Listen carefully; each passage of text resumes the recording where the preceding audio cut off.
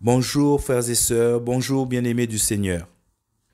Nous allons tenter de répondre à une question aujourd'hui. Est-ce que un chrétien peut vivre de l'évangile? C'est ça la question qui nous est posée aujourd'hui.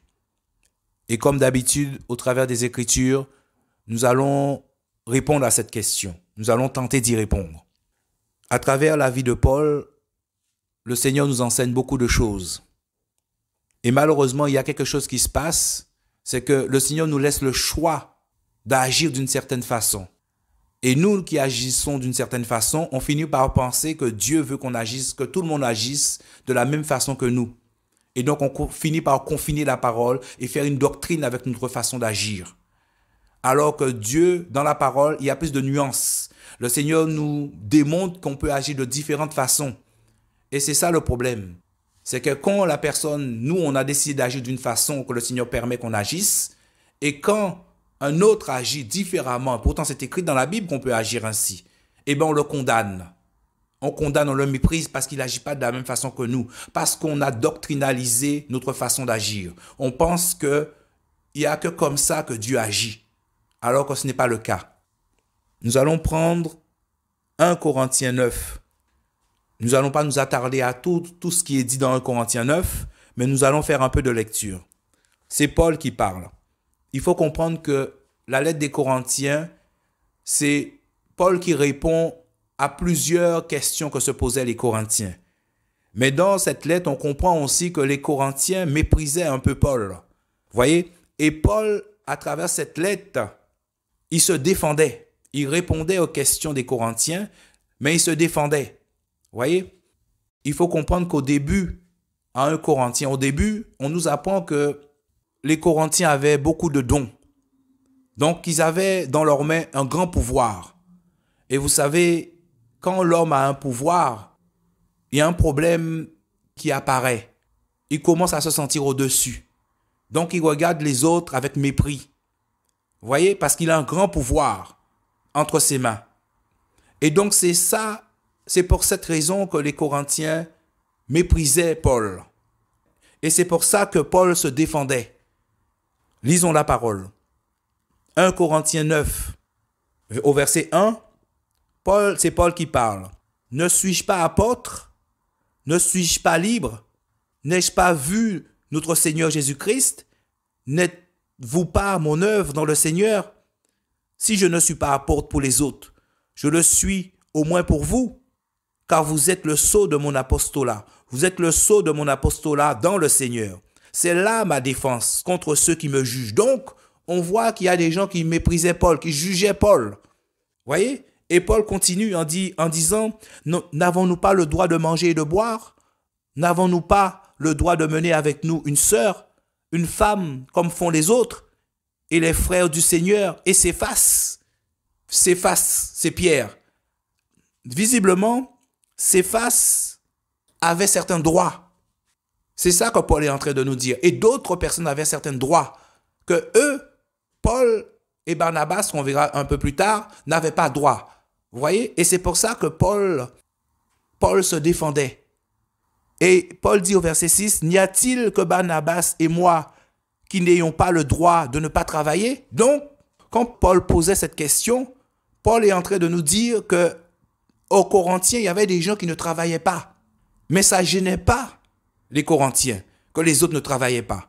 Mais quand il s'agissait de Paul et de Barnabas, ça les dérangeait. Parce qu'ils méprisaient Paul et Barnabas. Et c'est ça que Paul est en train de nous dire. Donc on apprend que Céphas et d'autres personnes avaient certains droits que Paul n'avait pas.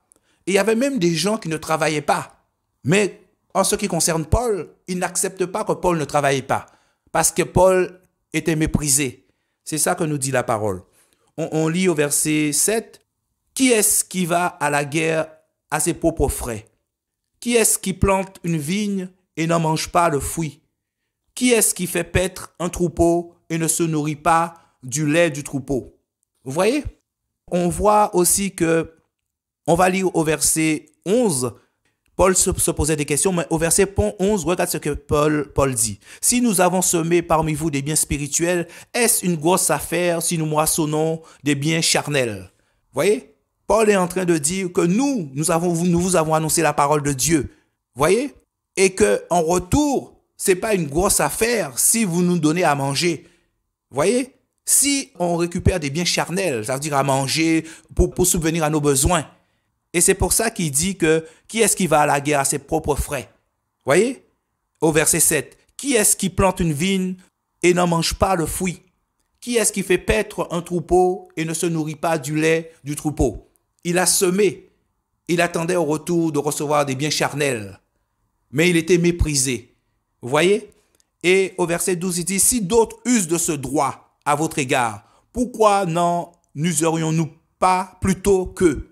Donc, il y a des personnes qui ne travaillaient pas aux Corinthiens et qui profitaient, ils mangeaient, ils buvaient sans travailler. Et ça ne dérangeait pas les Corinthiens.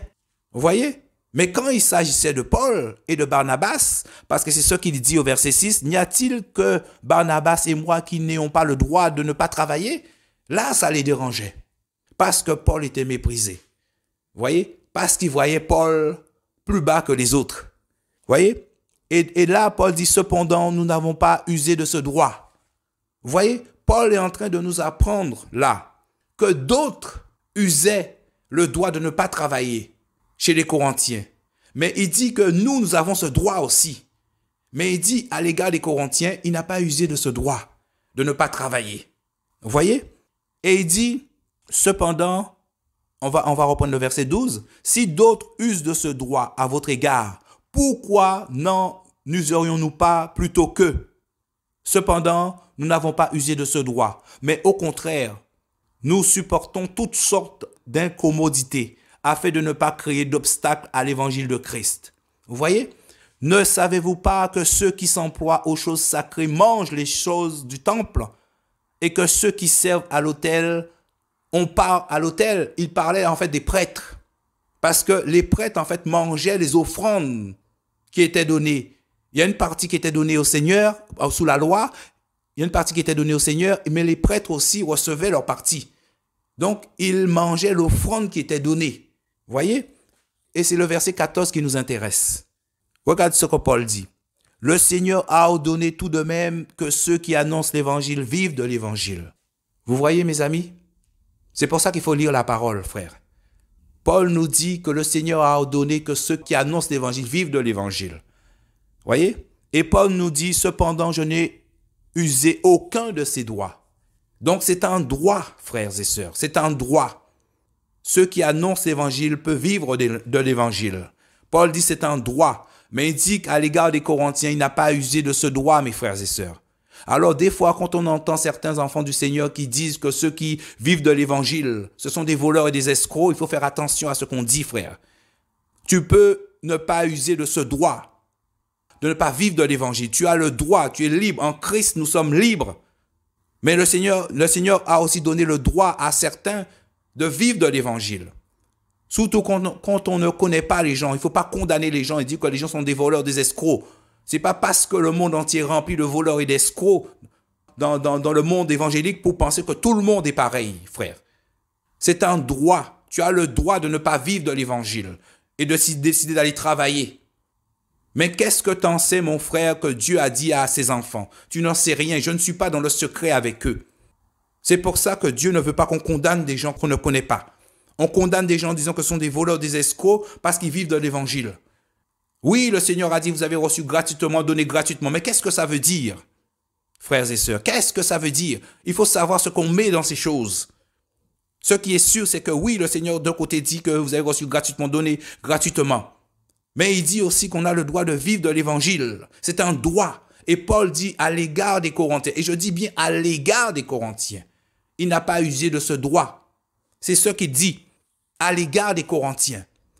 Et il dit au verset, je reprends le verset 14, le Seigneur a ordonné tout de même que ceux qui annoncent l'évangile vivent de l'évangile. Alors quand quelqu'un vous dit que ceux qui annoncent l'évangile, ils prennent de l'argent dans les offrandes, ce sont des voleurs. Non, mon frère, non, il faut faire attention à ce que tu fais, à ce que tu dis. Tu ne sais pas ce que le Seigneur dit à cet homme, frère, ou à cette femme. Donc il faut faire attention. Et donc Paul dit au verset 15, cependant, je n'ai usé d'aucun de ces droits. Et je n'écris pas ces choses afin qu'on agisse de cette manière envers moi, car j'aimerais mieux mourir plutôt que de voir quelqu'un anéantir ma gloire. Car si j'évangélise, ce n'est pas pour moi un sujet de gloire, parce que la nécessité m'est imposée. Et malheur à moi si je n'évangélise pas. Mais si je le fais de bon cœur, on le fait par amour pour Dieu, on annonce l'évangile. C'est ça, j'en aurai la récompense. Mais si je le fais malgré moi, c'est une charge qui m'est confiée. Quelle récompense ai-je donc? C'est qu'en évangélisant, je prêche l'évangile gratuitement. Oui, quand on évangélise, on peut évangéliser gratuitement. On évangélise gratuitement. Quand le Seigneur m'envoie dehors, je ne demande rien à personne. Je le fais avec amour. Je sens au fond de mon corps la joie, de la paix. Comme le Seigneur disait, ma nourriture, c'est de faire la volonté de celui qui m'a envoyé. Quand le Seigneur m'envoie évangéliser dehors, c'est une paix. Je sens que je suis nourri, je suis content. Je ne prends rien de personne. Les gens veulent me donner des choses, moi je refuse. Voyez? Et donc il dit, c'est en évangélisant, je presse l'évangile de Christ gratuitement. Il dit bien, sans abuser des droits que l'évangile me donne. Sans abuser des droits. Parce qu'il y a des droits que l'évangile te donne. Voyez? Tu le prêches gratuitement. Si toi qui es dans une assemblée, le Seigneur t'a mis dans une assemblée, tu prêches l'évangile gratuitement, ce n'est pas pour l'argent que tu prêches. Mais le Seigneur dit que tu peux utiliser de certains droits que l'évangile te donne. Voyez? Tu peux vivre de l'évangile. Si le Seigneur parle de vivre de l'évangile, c'est que tu peux vivre de l'évangile, c'est que l'évangile est comme un travail pour toi. Ça veut dire que tu peux utiliser certains droits qu'il te donne. Tu peux prendre dans les offrandes. C'est ça que le Seigneur est en train de nous dire. Tu peux utiliser certains droits que l'évangile te donne. Parce qu'il dit au verset 13, ne savez-vous pas que ceux qui s'emploient aux choses sacrées mangent les choses du temple et que ceux qui servent l'autel ont part à l'autel. Vous voyez? Tu as le droit de te nourrir de ce que l'évangile te donne. C'est ça que la parole dit. Tu as le droit de vivre de l'évangile. Mes frères et sœurs, on va prendre, pour confirmer cela, ce que dit Paul, on va prendre 2 Corinthiens 11. Parce qu'on aime dire que Paul a travaillé. Paul a travaillé. Oui, Paul a travaillé quand il était à Corinthe. Mais Paul nous apprend qu'il n'a pas travaillé tout le temps. Mes frères et sœurs, regardez ce que Paul dit au 2 Corinthiens 11, verset 7. Ai-je commis une faute? Il parle toujours aux Corinthiens à sa deuxième lettre, parce que Paul était méprisé. Tu vois? Et c'est ça qu'il est en train de dire. Ai-je commis une faute en ce que je me suis abaissé moi-même, afin que vous soyez élevés, parce que je vous ai annoncé l'évangile de Dieu sans rien prendre? Tu vois? C'est ce qu'il disait à l'égard des Corinthiens. Il n'a rien pris, il n'a rien demandé, il a travaillé. Il a travaillé, vous voyez, pour n'être à la charge de personne. C'est ce que Paul dit. Mais regarde ce qu'il dit au verset 8. Il dit, j'ai dépouillé les autres églises. Ça veut dire qu'il a pris de quoi se nourrir. Donc, il n'a pas travaillé. Parce que s'il travaillait, il aurait fait la même chose qu'aux Corinthiens. Donc, les autres endroits où ils étaient, il les a dépouillés. C'est lui-même qui le dit. J'ai dépouillé, au verset 8, j'ai dépouillé les autres églises, prenant de quoi m'entretenir pour vous servir. Vous voyez? Donc, on comprend par là aussi que vivre de l'évangile, c'est prendre de quoi s'entretenir, mon frère, ma sœur. Vous voyez? Et comment tu peux prendre de quoi t'entretenir? C'est peut-être prendre dans les offrandes ou dans les choses que les gens donnent à l'assemblée où tu es. Parce qu'on aime dire que les gens sont des voleurs. Mais il faut comprendre la parole, mes frères et sœurs. Il faut lire la parole pour comprendre la parole. Un homme a le droit de ne pas vivre de l'évangile. Il annonce l'évangile gratuitement, mais il peut ne pas prendre dans les offrandes qui est données. Il est libre. Mais le Seigneur dit que c'est un droit. Tu as le droit, mon ami, de vivre de l'évangile. Tu as le droit. Qu'est-ce que ça veut dire? Et là, Paul nous enseigne que ça peut vouloir dire que il dit, j'ai dépouillé les autres églises, prenant de quoi m'entretenir. Donc, ça peut vouloir dire prendre de quoi s'entretenir. Donc, manger, payer son loyer, ce genre de choses, frère. Parce que l'évangile pour toi est comme un travail. Vous voyez? Tu vis de cela. Si tu vis de cela, c'est comme un travail pour toi. Donc, il faut bien comprendre les Écritures, frère. Et ne pas condamner des gens qu'on ne connaît pas en disant que ce sont des voleurs, ce sont des escrocs, qu'il faut qu'il aille travailler. Qu'est-ce que tu sais que Dieu dit à ces gens dans le secret, frère? Tu ne sais rien. Il faut arrêter de condamner des gens. Nous sommes comme dans un ministère de la condamnation. Nous condamnons tout à tout va parce que les autres ne font pas comme nous. Non, mon frère, tu as le droit de ne pas vivre de l'évangile. Mais il ne faut pas condamner ceux qui vivent de l'évangile. Eux, ils verront avec Dieu. Mais la parole dit, mon frère, ma soeur, que tu as le droit de vivre de l'évangile. Après, qu'est-ce qu'il y a dedans? Là, Paul nous donne un enseignement qu'on peut prendre de quoi s'entretenir pour vous servir, il dit. Et lorsque j'étais chez vous et que j'ai été dans la nécessité, je ne me suis pas relâché du travail afin de n'être à la charge de personne. Donc, Paul nous apprend ici, il nous dit qu'à l'égard des Corinthiens, il a travaillé pour n'être à la charge de personne. Vous voyez? Et il dit, apparemment, d'autres utilisaient ce droit, dont Céphas. Céphas, c'est Pierre. Céphas, c'est araméen. Au passage, Jésus n'a jamais appelé Pierre, ni Pétros. Il a appelé Céphas. Pierre n'était pas grec. C'est juste une parenthèse. Le nom que Dieu vous met dans le cœur, c'est ce nom que vous devez dire. Dieu regarde au cœur. Il ne regarde pas ce qui sort de ta bouche forcément. Ce peuple m'honore des lèvres, mais leur cœur est éloigné de moi. Donc Jésus, dans Jean 1 ou Jean 2, dit Céphas. Tu vas t'appeler Céphas. Il ne dit pas Pierre ni Pétros. Mais on nous dit que Céphas veut dire Pierre ou Pétros. Donc voilà. Donc apparemment Céphas et d'autres personnes ne travaillaient pas. Ils utilisaient ce droit, le droit de vivre de l'évangile. Mais comme Paul et Barnabas étaient méprisés, on n'accepte pas que eux fassent cela. Et c'est pour l'une des raisons que Paul, j'imagine que le Seigneur l'a ordonné de faire ça. Paul a travaillé pour n'être à la charge de personne. C'est ce qu'il est en train de dire. Mais il nous dit surtout, bien qu'il nous dit que l'évangile est prêché gratuitement, quand tu vas prêcher l'évangile, tu ne vas pas avec l'idée de prendre de l'argent ni quoi que ce soit. Non, c'est gratuitement. Comme le Seigneur disait aussi dans Matthieu, vous l'avez reçu gratuitement, donnez gratuitement, donnez-le gratuitement, ou bien vous avez reçu gratuitement, donnez gratuitement. Et c'est ça que Paul dit. Il a annoncé l'évangile gratuitement. Il a fait par joie, par amour. Parce que c'est l'amour de Dieu qui fait qu'on annonce l'évangile. Vous voyez? Il a fait gratuitement. Mais il dit au verset 14 de 1 Corinthiens 9, le Seigneur a ordonné tout de même que ceux qui annoncent l'évangile vivent de l'évangile. Donc il y a des gens qui vont vivre de l'évangile, mes frères et sœurs. Ces gens-là, il ne faut pas les condamner. Tu as le droit, mon frère, ma sœur. Tu as le droit de ne pas vivre de l'évangile. C'est un droit de ne pas vivre. Tu as le droit de ne pas user de ce droit. Mais il ne faut pas condamner ceux qui usent de ce droit. Et concernant les deux hommes des Corinthiens où Paul disait que celui qui ne travaille pas ne mange pas, il faut comprendre le contexte, mes frères et sœurs. Je ne l'ai pas lu là, ça fait longtemps que je l'ai lu, mais il faut comprendre le contexte. En ce temps-là, les gens vivaient en communauté. L'un dépendait de l'autre, mon frère, ma sœur. Et si dans ta communauté, il y a deux personnes qui ne travaillent pas, si ils sont utiles, il n'y a pas de problème.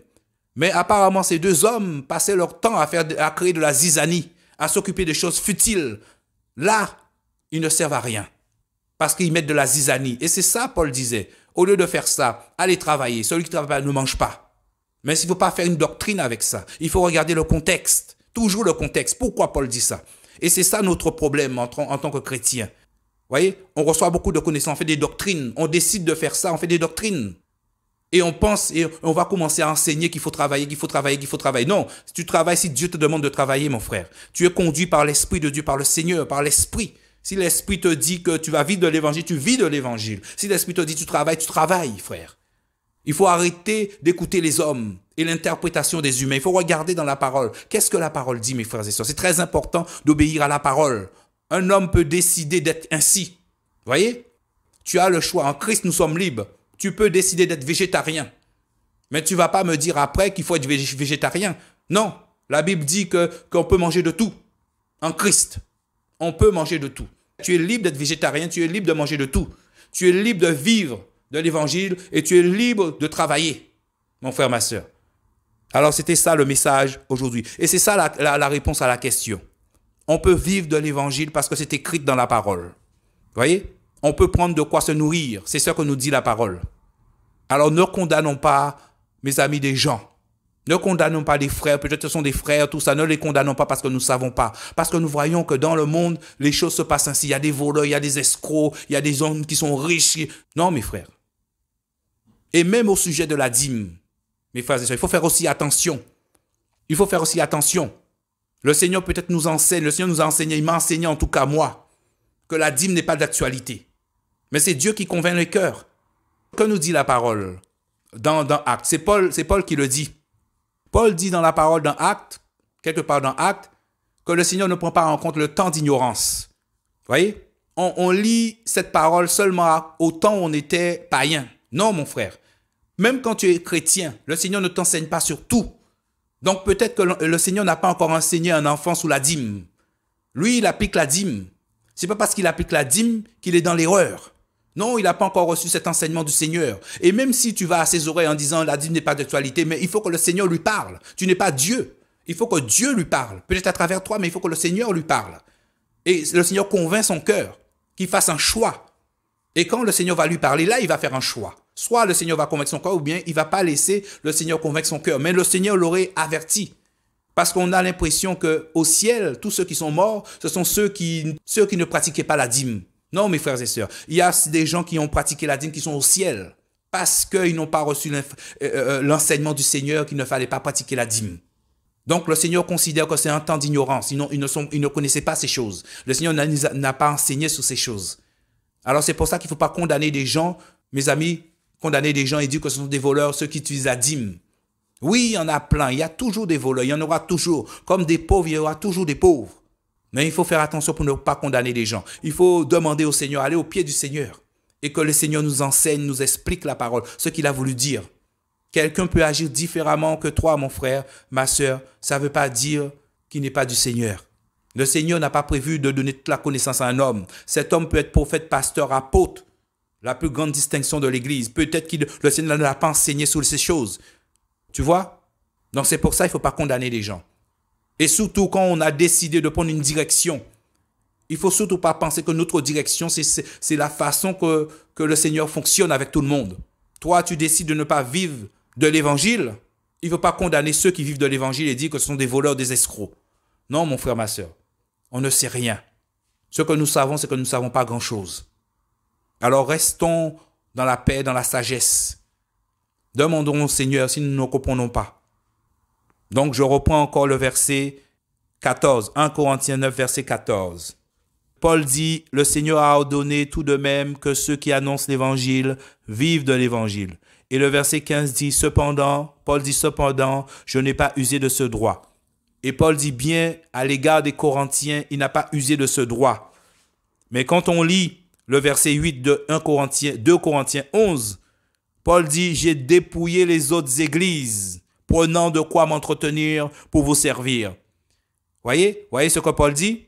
Il dit, et lorsque j'étais chez vous et que j'ai été dans la nécessité, je ne me suis pas relâché du travail afin de n'être à la charge de personne.